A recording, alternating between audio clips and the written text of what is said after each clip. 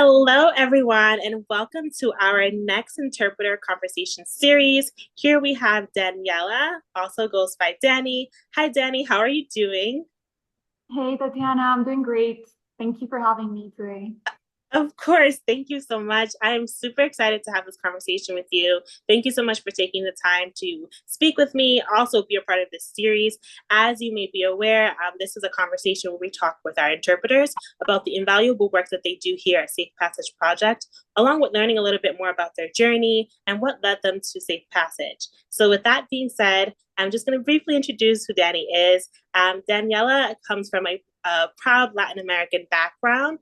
She's currently working within the space of fintech and educational tech, where she serves as a CFO in her role. She'll briefly talk about that shortly. But with that being said, Dani, can you tell us a little bit about how you found out about Safe Passage Project and what led you here? Great. Well, thank you, Tatiana, for the introduction. I moved to New York around 5 years ago, and I started working in the financial industry.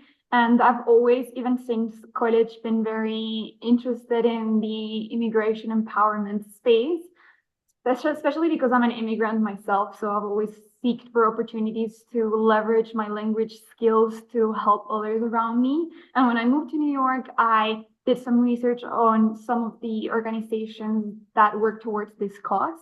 And then I ran into Safe Passage, which was exactly what I was looking for because I did volunteer with a few other organizations. But what is unique about Safe Passage is that first, it works with children. And for me, that's just very special. It's helping someone change their entire perspective about their journey. And also, it works with longer case projects. So I've been able to like accompany some of the clients for longer than just one call, which is very rewarding for me as a volunteer. Yeah, that's really amazing. And I was not aware that you came here about 5 years ago. So that's like news to me. I absolutely love that. Thank you so much for sharing that.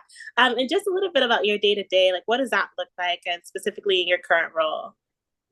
So I work at a startup. Actually, it's a later stage startup. It already has like 300 employees, but I work as a fractional CFO, which means that I help with all the financial strategy aspect of the business for different startups. So I cover right now around 8 different startups in different industries. My main areas of interest are financial technology and education technology. I'm very passionate about education because I believe that education is at the center of progress in society. So this is currently what I do, and I love it. And I'm very excited to volunteer and leverage some of my skills into my volunteer work. Yeah, I always, whenever I have a conversation with our interpreters, I'm always astounded just to know what your day to day looks like and what the roles in which you serve outside of volunteering work and how that connects. I think a lot of the pieces in which you're working in finance and also immigration, there's some connection there. And thank you. Like, I just want to name that. Thank you so much for coming back to us, always ready to take on another case, and also just sharing your expertise, like you named earlier. So, with that being named, what were some of like maybe impactful moments that you may have had with us in volunteering, and if you can share what that experience looked like for you? Yeah, there's one that comes to mind in particular, which was a case that I worked with a girl who had lived in multiple different countries in Haiti, Brazil, the US, and her first language was not even Portuguese. Her first language was, I believe, she spoke a little bit of French and a little bit of Creole. And we ended up having a conversation in Portuguese, which is not my first language. It was not her first language, but we made it work. So I think that just showed to me the beauty of languages as bridges of connection and barriers, and basically like a tool for breaking barriers. So it was a very beautiful moment that we were both able to connect in a third language that was not our native language, not even our second language. Yeah, I think it's so powerful, right? Just to have access to the language and then being able to support another person who is coming here or who has come here and is in need of understanding like what their situation looks like. So it's really good that you were able to leverage that expertise there and still be able to support that young person. And again, we are immensely grateful for that level of understanding and empathy that you were able to show inside of that conversation as well. So just in light of being able to support a young person and being an interpreter and volunteering with us, is there any advice that you could possibly give to someone that is interested in working with a young person who has experienced or has been impacted by trauma? Yeah, so this is a very important topic, and I believe that when you start volunteering at Safe Passage is probably what they tell you is the most important thing. And you've mentioned it throughout our call, which is empathy. I think that you should always put yourself in that other person's shoes. And of course, you will never live through what that person lived, but just trying to be understanding and patient whenever there are silences in the conversation, just allow for there to be space whenever space is needed. And also those moments are very important because that's how you ultimately build trust, which is very important when you're talking to a client, especially to a kid who has been impacted by trauma. Just building that trust slowly and making sure that they know that whatever it's talked about is confidential. It does not leave the space. And that's ultimately how you gain their trust and how you change their perspective about things that they've lived in the past and how they approach their future. So listen very actively, validate their feelings, respect their boundaries, and ultimately lead the conversation with empathy. Yeah, that is so valuable. Oftentimes I think when I speak with other interpreters, and even I'm also hearing from the pro bono side, is yes, leading with empathy, because like you named, these young people are moving through so much layers of trauma, and they need to be able to know that they can trust you, and they'll be able to then open up a little bit more as you're having the conversations. So that is a solid piece of information or advice that I think a lot of people could definitely resonate with, even in their own personal lives. So as far as advice, any tips maybe? I think that, as you're working through volunteering with us, you've served on a number of cases. As you've been working through those cases, what are some of the tips that have worked for you, especially within this particular space of working with persons of trauma-informed experiences? Yeah, some things that have helped me is, again, like approach every interaction with like compassion, sensitivity, and trying my best to help them feel that they are in control of the situation. So I will only ask the questions that are necessary. I will never try to invade their privacy or try to take information that is not needed. I always try to remind myself that a lot of the kids that I interact with, they've had to mature really fast and they've had to endure situations that a kid should have never endured. So I always try to remind myself that even if they act very tough or in a certain way, at their core and at their heart, they're just kids. And I try to smile and maintain my calm and be strong for them.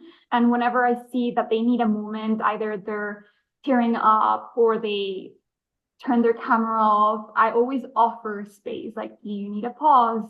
We can always reconnect later. I always try to make them feel that they are in control of their space and that that space is for them, for their benefit, and that we have the best intentions in mind, and that we try to help them and want to help them without receiving anything in exchange.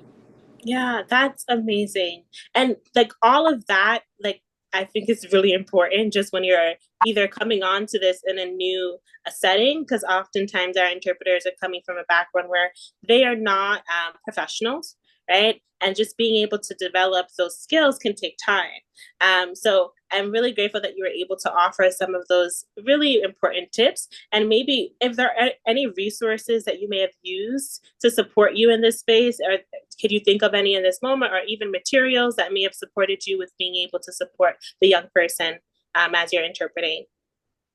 I mean, Safe Passage does have a volunteer hub that has some very good resources in terms of just approaching your work as a volunteer. Another thing that has helped me is talking to other volunteers, and understanding how they approach their work as a volunteer, what are their motivations, what tips do they use to also take care of their own mental health, because some of these conversations can be very emotionally draining. So just learning what tools are there for me to prioritize, or to prioritize self-reflection, mindfulness, to be able to bring the best version of myself to every conversation and stay grounded and maintain perspective when talking to kids and when helping attorneys. So for instance, things that have worked for me to keep my mind at peace are running. I love like any form of exercise. It just releases dopamine and it's good for your body and for your brain and your mind. So that has helped. Writing for me is a great mechanism of like releasing every thought that is like holding me back. So after a session where I feel like I have a lot in my mind, I just write it all out. And then just spend some time in the sun whenever there's the opportunity. That also helps me.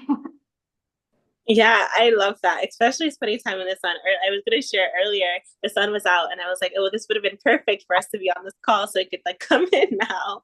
But yes, those are amazing layers or forms of self-care.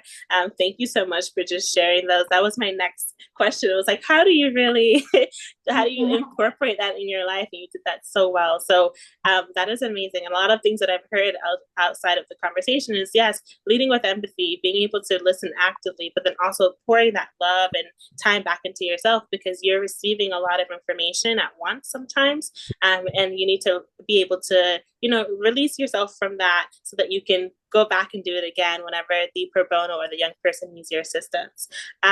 Now, often in these conversations, we talk so much about how the work is impactful to the young person, and how you're coming on as an interpreter really impacts the young person's life. So I would love to know, how has the passage or the work that you have done with us, how has it impacted your life? In many ways, I love my work as a volunteer. It fulfills me. I think that sometimes volunteering is not purely altruistic. Like, you also do it because helping others brings you joy. At least it brings me joy. And just having the idea that spending just a tiny bit of my time to make someone's life better can significantly impact the life of that person, that just brings me a lot of joy.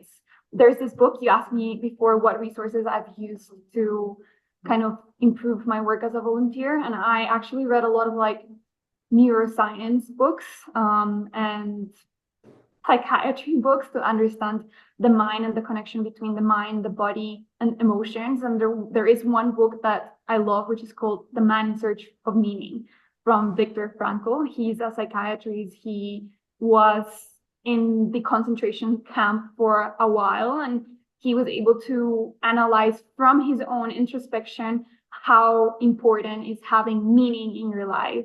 And I think that just my volunteering work gives me meaning. It's like being able to help someone, for me, empower another person.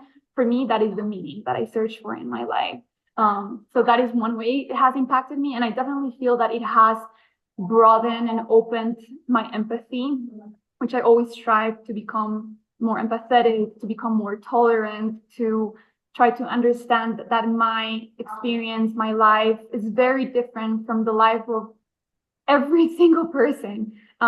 So being able to find connections even with a person who I think is very, very different from myself, which, for instance, like even if it's hard to find, there are many connections between me and my clients who I volunteer with, even if they've lived a very different reality, even if they have experienced traumas in ways that I haven't, even if they're just kids, there are still many things that we can use as connections. So just being able to remind myself that human connection is so beautiful and so important, is one key takeaway from like my volunteering work, and it's why I continue to do it and why I continue to fulfill me.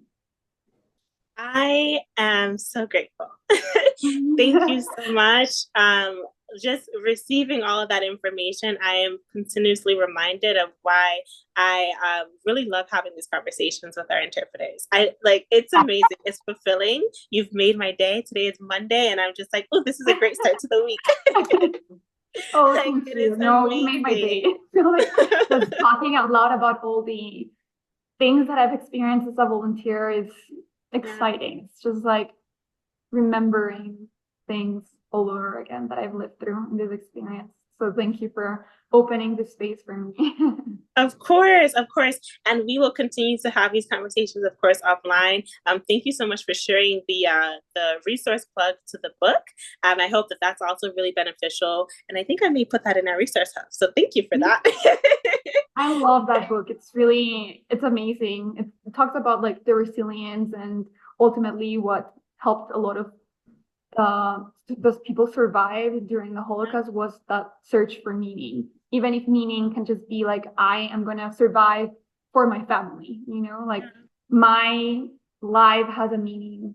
And you always should, I think, strive to find that meaning. And for me, like volunteering helps me find that meaning to my life. Yeah, that is amazing, Daniela. I am, again, I'm so grateful. It's a humbling experience just to be in front of you and have this conversation and learn a little bit more about yourself and like what led you to the work of Safe Passage Project.